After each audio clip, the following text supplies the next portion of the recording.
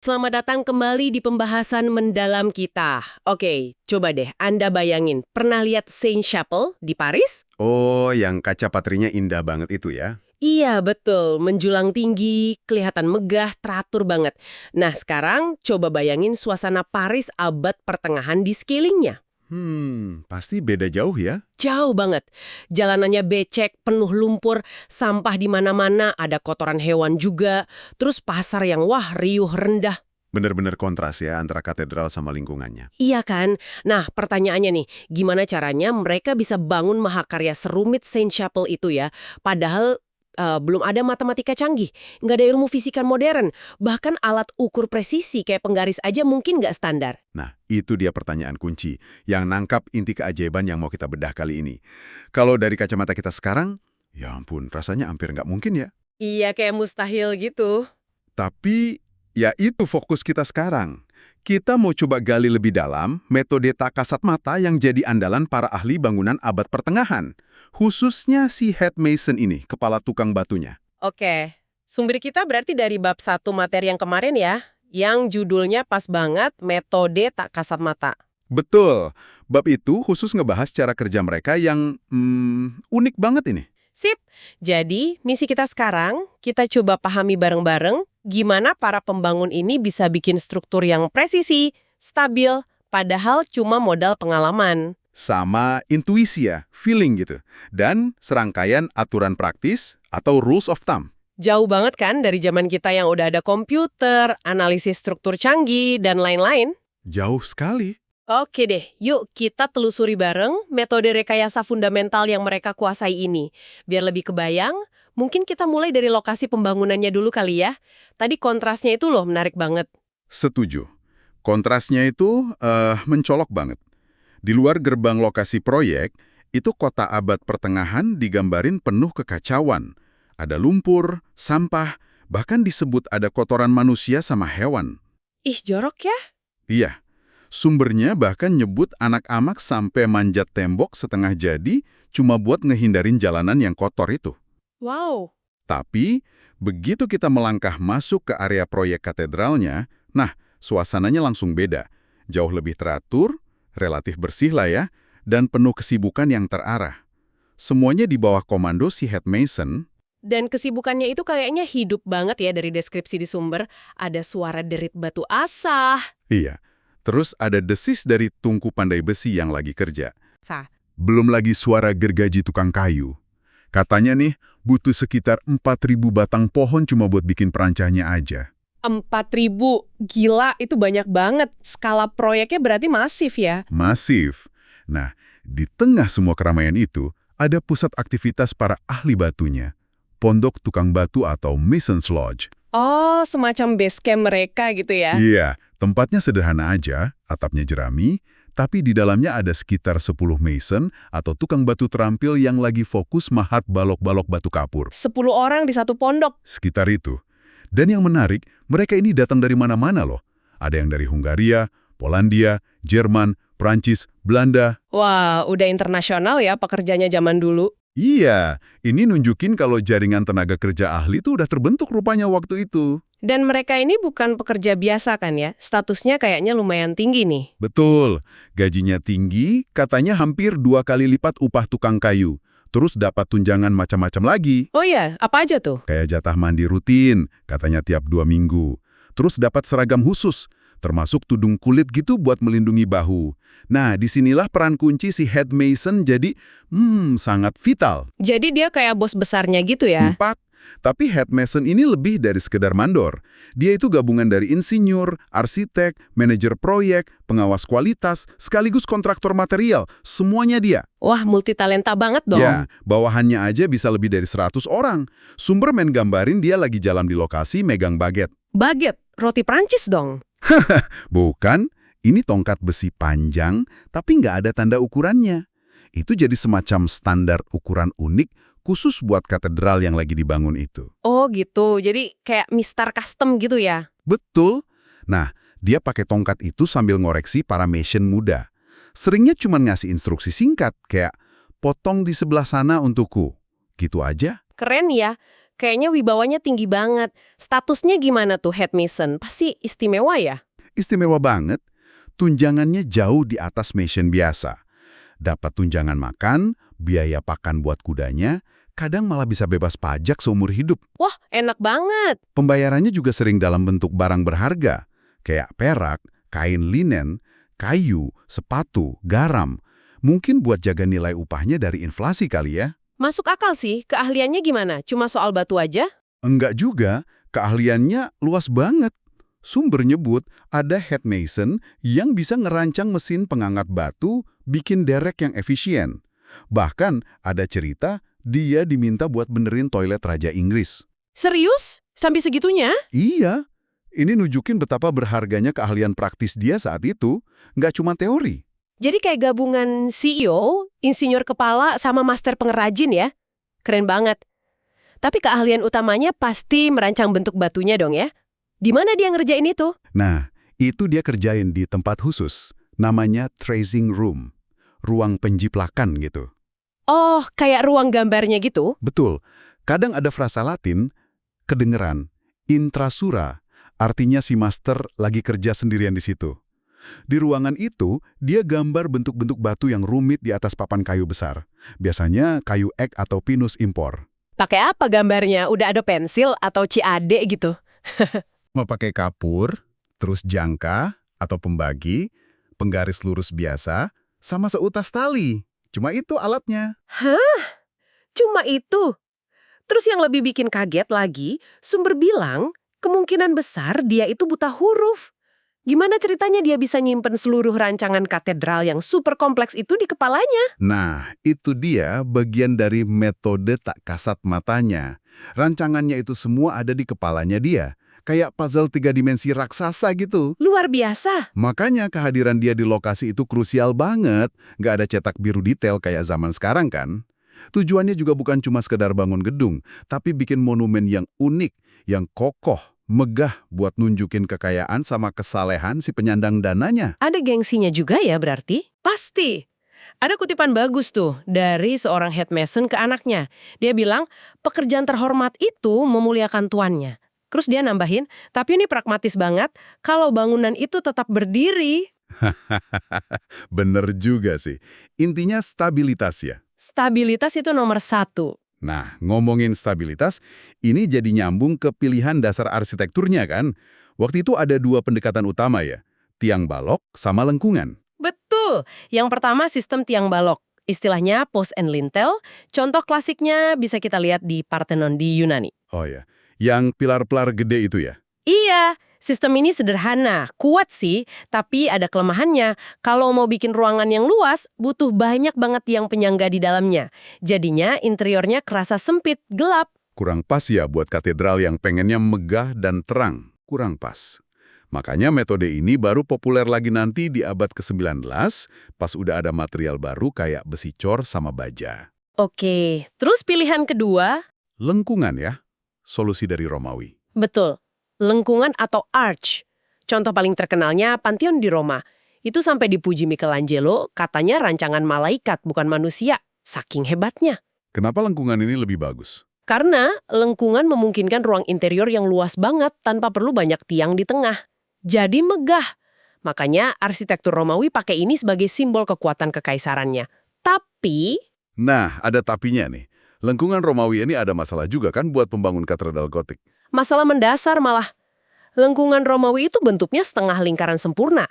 Artinya, tingginya itu selalu pas setengah dari lebarnya. Fix segitu rasionya. Terus masalahnya di mana? Masalahnya arsitektur gotik itu ciri khasnya kan pengen menjulang tinggi ke langit. Nah, kalau pakai lengkungan Romawi, begitu head mason mau nambah tinggi bangunan, lebarnya harus ikut nambah 2 kali lipat dari tambahan tinggi itu. Wah, jadi boros banget dong ya, nggak efisien tempat sama material. Jelas nggak efisien. Makanya mereka butuh solusi lain. Nah, disinilah inovasi kuncinya muncul ya. Lengkungan runcing atau pointed arch. Kadang disebut juga ogival arch. Tepat sekali. Dan menariknya, ini bukan asli penemuan Eropa loh. Oh ya? Dari mana asalnya? Asal-usulnya bisa dilacak sampai ke India zaman Buddha, sekitar abad ke-2 Masehi. Terus menyebar ke Timur Dekat dan diadopsi luas di dunia Islam. Contoh terkenalnya, Itu Kubah Syahrah atau Dome of the Rock di Yerusalem. Wah, jauh juga ya perjalanannya. Kenapa Mason Eropa akhirnya pakai ini? Alasannya praktis banget. Lengkungan runcing ini memungkinkan mereka bangun tinggi, tinggi banget, tanpa harus melebarkan dasar bangunan secara berlebihan kayak lengkungan Romawi tadi. Jadi lebih fleksibel gitu ya, rasio tinggi sama lebarnya? Betul. Tingginya bisa diatur lebih bebas relatif terhadap lebarnya. Nah, ini pas banget buat bikin langit-langit katedral gotik yang kesannya dramatis dan menjulang tinggi itu. Oke, jadi lengkungan runcing ini solusi buat masalah ketinggian. Tapi pertanyaan berikutnya, gimana soal kekuatan dinding penyangganya? Gimana mereka tahu dindingnya harus setebal apa biar kuat nahan dorongan dari lengkungan raksasa itu? Kan nggak ada hitungan fisika. Nah, disinilah aturan praktis yang tadi kita sebut, si metode tali itu berperan penting banget. Metode tali kedengerannya sederhana tapi kok kayaknya canggih ya? Iya, ini inti dari metode takasat mata yang dibahas di sumber kita. Metode tali ini sebenarnya cara geometris yang cerdik buat nentuin ketebalan dinding yang stabil. Modalnya cuma tali sama pemahaman ruang, nggak pakai angka sama sekali. Coba jelasin prinsipnya. Gimana? Pelan-pelan aja soalnya ini agak susah dibayangin lewat suara doang kayaknya. Oke, jadi bayangin si head mason ngambil seutas tali, terus tali itu dia tempelin ngikutin bentuk gambar lengkungan yang ada di papan penjiplakannya. Dari satu sisi dinding, naik ke puncak lengkungan, terus turun lagi ke sisi dinding seberangnya. Oke, jadi panjang tali itu ngikutin panjang busur lengkungannya ya? Persis. Nah, abis itu, talinya dilepas, dilurusin. Terus, dia lipat tali itu jadi 3 bagian yang sama panjangnya. Dilipat 3, oke. Lipatan-lipatannya itu ditandain pakai kapur. Udah ditandain, talinya dibalikin lagi ke gambar lengkungan tadi. Nah, tanda kapur di tali itu dipakai buat nandain 2 titik penting di lengkungannya. Posisinya agak di bawah puncak lengkungan. Oke, jadi dapat 2 titik kunci di lengkungan dari hasil lipatan tali tadi. Terus diapain titik itu? Dari 2 titik kunci ini, talinya ditarik lurus ke bawah, ke arah titik di mana lengkungan itu ketemu sama dinding penyangganya. Ditarik lurus ke bawah ya? Ya. Nah, panjang sama kemiringan bagian tali yang ditarik lurus inilah yang jadi kunci utamanya. Si head mason kemudian pakai panjang tali lurus ini buat secara geometris, ini di kepalanya dia ya, ngebayangin semacam segitiga siku-siku. Gitu, nentuin seberapa tebal dinding penyangga yang dibutuhin biar strukturnya stabil. Pakai tali sebagai alat ukur sekaligus kalkulator geometrisnya gitu ya? Bisa dibilang gitu. Tanpa perlu tahu rumus gaya tekan, gaya geser, atau kekuatan material sama sekali. Luar biasa sih ini. Dan ini beneran dipakai ya, bukan cuma teori aja. Beneran dipakai. Ini bukan sekedar teori. Metode ini terbukti dipakai secara konsisten loh. Contohnya tadi, di Sainte-Chapelle itu kan abad ke-13. Terus, metode yang mirip banget ditemuin lagi di Katedral Girona di Spanyol. Itu dibangun 150 tahun kemudian. Jaraknya ratusan kilometer. Jauh banget ya, beda waktu sama tempatnya. Iya. Ini nunjukin kalau aturan ini tuh bagian dari pengetahuan lisan yang diwariskan turun-temurun antar head mason. Udah jadi standar nggak tertulis gitu. Tapi, apa aturan tali ini kaku banget? Gimana kalau misalnya kualitas batunya beda-beda? Kan nggak semua batu sama kuatnya. Nah, disinilah penilaian si master, si head mason itu berperan. Aturan tali itu cuma kayak panduan awal aja. Dia bakal nyesuaiin lagi berdasarkan pengalamannya yang udah bertahun-tahun. Oh, jadi ada modifikasinya ya? Ada. Misalnya nih, kalau batu yang dipakai kualitasnya bagus banget, keras gitu, dia mungkin berani ngurangin sedikit ketebalan dinding dari hasil hitungan tali tadi. Tapi sebaliknya, kalau batunya agak rapuh atau kelihatan ada retakan, wah, dia pasti bakal nambahin ketebalannya beberapa inci. Istilahnya, buat jaga-jaga. Main aman ya? Harus. Mereka juga terus ngamatin selama proses pembangunan. Kalau kelihatan ada pergerakan aneh atau retakan muncul di batu atau di mortirnya pas sudah kering, mereka bakal langsung modifikasi desainnya di lapangan. Selalu ada nasihat yang diulang-ulang. Gunakan akal sehatmu. Jadi ini ya intinya, rekayasa pada level paling dasar itu. Gimana cara mecahin masalah praktis, padahal informasinya nggak lengkap, terus pakai aturan yang udah teruji sama pengalaman, mereka bisa bangun struktur super kompleks gitu tanpa pengetahuan teoretis yang sekarang kita anggap wajib banget. Iya, soal tegangan, regangan, kekuatan material, rasio ini itu, mereka nggak tahu itu semua. Dan yang menarik, seperti disebut di sumber, kemungkinan besar mereka itu nggak merasa kekurangan pengetahuan itu loh. Bener juga ya. Kita nggak bisa nilai mereka pakai standar sekarang terus mikir, wah kasihan ya mereka belum nemu kalkulus. Nggak bisa gitu ya, kekuatan mereka ya justru ada di aturan praktis ini. Pedoman yang mungkin nggak 100% presisi, tapi terbukti efektif banget di konteks mereka waktu itu. Hasilnya ya karya yang fungsional, andal, dan indah banget. Setuju. Ngomong-ngomong soal aturan praktis, istilah kerennya kan heuristik ya. Sumbernya nyebut asal katanya dari Yunani, heurischein, artinya menemukan. Semacam jalan pintas mental gitu buat mecahin masalah. Iya, cara cepat lah ya. Lucunya, banyak bahasa punya istilah buat ini yang ada hubungannya sama indera atau bagian tubuh. Kayak di Prancis ada le pif, artinya hidung. Di Jerman ada Faustregel, kepalan tangan. Jepang juga ada istilah mengukur pakai mata. Di Rusia juga ada, pakai jari. Semuanya nunjuk ke perkiraan cepat, bukan presisi absolut kayak ngukur pakai alat modern. Nah, sumbernya ngasih analogi bagus nih, pakai aturan main catur, kuasai pusat papan, buat jelasin 4 karakteristik utama heuristik ini. Oh iya, gimana tuh? Pertama, menghemat waktu atau upaya. Nggak perlu mikirin semua skenario kemungkinan langkah catur kan, fokus aja kuasai kotak-kotak di tengah papan. Oke, lebih simpel ya. Kedua, meningkatkan peluang tapi bukan jaminan. Menguasai pusat emang bagus, ningkatin kemungkinan menang, tapi yang nggak jamin pasti menang juga. Masuk akal. Ketiga apa? Ketiga, bisa bertentangan dengan aturan lain. Mungkin ada aturan lain kayak bikin poster depan buat kudamu di pinggir atau jaga uskupmu di diagonal panjang. Nah, langkah ini mungkin bagus, tapi bisa jadi ngorbanin penguasaan pusat papan. Jadi aturannya bisa konflik.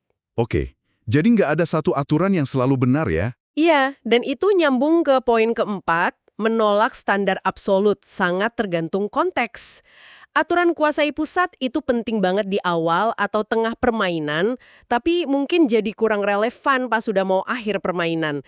Susah buat bilang mana aturan yang paling benar secara universal. Wah, penjelasan yang bagus. Sekarang coba kita terapin keempat karakteristik itu ke si Head Mason ya. Boleh-boleh. Pertama, soal hemat waktu. Jelas banget aturan tali itu ngirit waktu luar biasa dibanding kalau mereka harus coba ngitung-ngitung yang mana emang belum bisa mereka lakuin sih. Iya, efisien banget. Kedua, soal meningkatkan peluang. Aturan tali ini kan udah terbukti berhasil selama ratusan tahun di banyak katedral. Jadi ini ngasih keyakinan kalau strukturnya bakal stabil. Meskipun, ya risiko runtuh secara teori tetap ada, sekecil apapun. Ketiga, soal bisa bertentangan, tadi udah kita bahas, aturan tali ini dimodifikasi sama aturan lain, kayak penilaian kualitas batu itu. Si Head Mason pakai akal sehatnya buat mutusin kapan harus ngikutin aturan tali, kapan harus disesuaikan. Betul. Nah, yang keempat, soal konteks. Ini penting banget.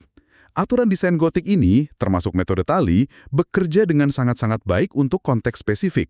Katedral batu abad pertengahan dengan struktur lengkungan runcing. Tapi kalau konteksnya beda, Nah, kalau kita coba paksain pakai aturan tali yang sama buat bangun misalnya gedung pencakar langit dari baja dan kaca hari ini, ya pasti ambruk. Aturan itu cuma valid dan efektif dalam konteks spesifiknya itu aja. oke, paham. Terus, kenapa sih aturan gotik ini bisa sukses banget di zamannya, tapi terus kayak hilang gitu aja? Nggak berevolusi jadi teknik modern. Nah, kuncinya itu ada di material sama skala bangunannya. Material utamanya kan batu kapur ya. Ternyata batu kapur itu kalau buat nahan tekanan atau compression, kuatnya luar biasa. Sekuat apa emang? Sumbernya bilang, kolom batu kapur itu baru akan hancur kalau tingginya mencapai hampir 2 kilometer. 2 kilometer tinggi banget. Iya, padahal katedral tertinggi zaman itu cuma sekitar 120-an meter. Jadi sebenarnya para Mason ini bekerja dengan margin keamanan yang sangat besar. Jauh dari batas kekuatan materialnya. Cuma mereka nggak sadar ya soal itu. Nah itu dia, mereka nggak sadar kalau mereka punya margin keamanan sebesar itu. Mereka cuma tahu kalau cara mereka bekerja itu berhasil bikin bangunan berdiri kokoh. Mereka nggak pernah benar-benar nge-push materialnya sampai batas kemampuannya ya. Dan hilangnya metode ini gimana? Kenapa nggak jadi dasar ilmu teknik sipil modern? Sama sekali bukan. Ini penting nih. Ini bukan protorekayasa atau cikal bakal teknik modern.